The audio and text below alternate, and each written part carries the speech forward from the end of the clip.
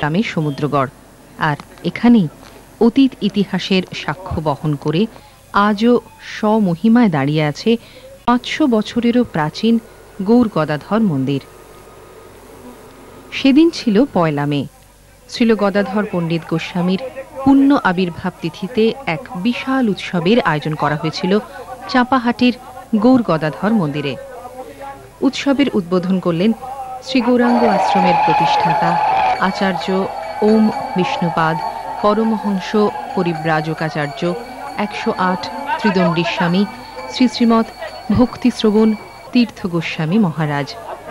শ্রী গুরুদেবের শুভাগমনে ধন্য হল চাঁপাহাটি, ধন্য হলেন আপামর মানুষ। ইতিহাসের সাক্ষ্যে জানা যায় শ্রীচৈতন্য মহাপ্রভুর অন্তরঙ্গ পার্ষদ শ্রীল গদাধর পণ্ডিত গোস্বামীর জ্যেষ্ঠ ভ্রাতা বাণীনাথ প্রতিষ্ঠা করেছিলেন এই মন্দির। স্থাপন করেছিলেন গৌর ও গদাধরের যুগল বিগ্রহ। বেলা তখন দ্বীপ্রহর। গৌরতনু মুণ্ডিত মস্তক দণ্ডধারী শ্রী গুরুদেব চললেন শ্রীমন্দির অভিমুখে, পিছনে তার অগণিত ভক্ত। মন্দিরের দ্বার প্রান্তে এসে দাঁড়ালেন ভক্ত পরিবৃত গুরু মহারাজ। সন্ন্যাসীর গৈরিকে তখন প্রাণিত উজ্জ্বলতা। মন্দিরের গর্ভগৃহে গৌর গদাধরের যুগল বিগ্রহের সামনে পূজার আসনে বসলেন সকলের প্রিয় বাবা। শুরু হলো আরাধনা।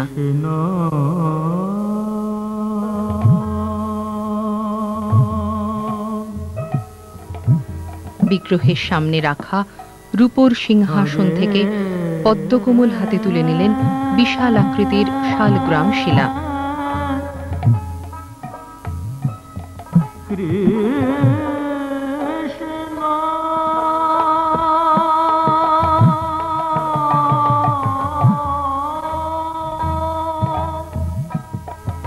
বাহু প্রসারিত করলেন সামনে। স্থির দৃষ্টি নিবদ্ধ হল বিগ্রহ যুগলের দিকে। প্রাণ প্রতিষ্ঠিত হল বিগ্রহের।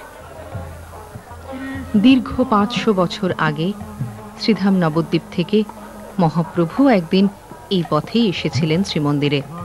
বাণীনাথ প্রতিষ্ঠিত প্রেম আর করুণা ঘন এই যুগল বিগ্রহ আজও সেবিত হয়ে আসছে।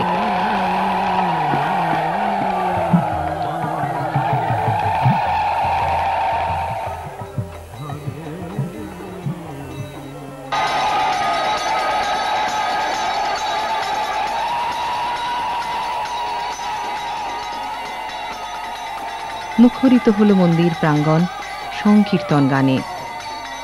বাইরে এসে আসন গ্রহণ করলেন শ্রী গুরুদেব। ভক্তরা এসে একে একে প্রণাম করলেন তাকে। সকলকেই আশীর্বাদ করলেন বাবা।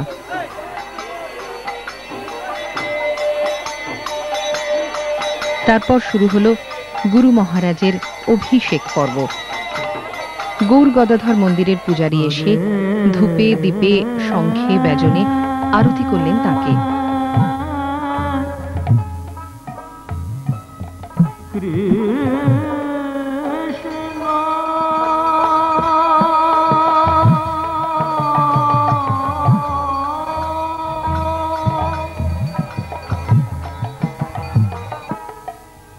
কৃষ্ণ